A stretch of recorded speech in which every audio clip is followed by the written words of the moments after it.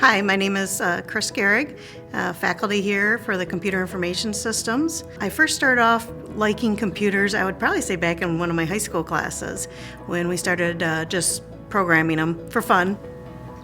My passion really started when I got into the network engineering field, and that was when, we were talking about having these secure connections between other companies and how do we set this up so we can communicate securely and not get our information stolen or hacked. And that truly was where I enjoyed working was. A little bit of the hacking was a lot, it was pretty fun to get in there and do some of the hacking.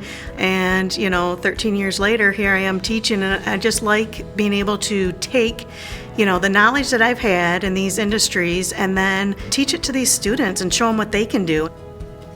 A typical lab in one of our CIS programs, if you're in our CIS 115 hardware class, every student is given a lab PC and they work on it all semester.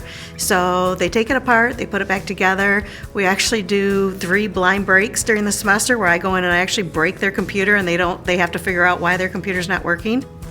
For our Cisco classes, the students can work with a team of them to go in to try to get the networks to communicate by going in and issuing the commands on the Cisco routers and the switches, making sure all the cables are plugged in, and then finding out how to make that communication between the workstation go through their Cisco network that they just set up.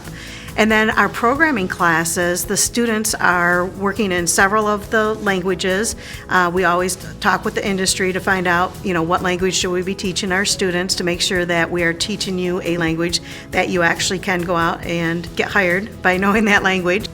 So the career opportunities that are in the CIS field right now are huge. It is in high demand all over, not just here in this area, but all over the United States, because if you look at pretty much every industry now has some type of a computer component. The way that we have our program designed here at Kalamazoo Valley in the CIS program is that we actually put students on actual equipment that they're going to find out there in the workforce.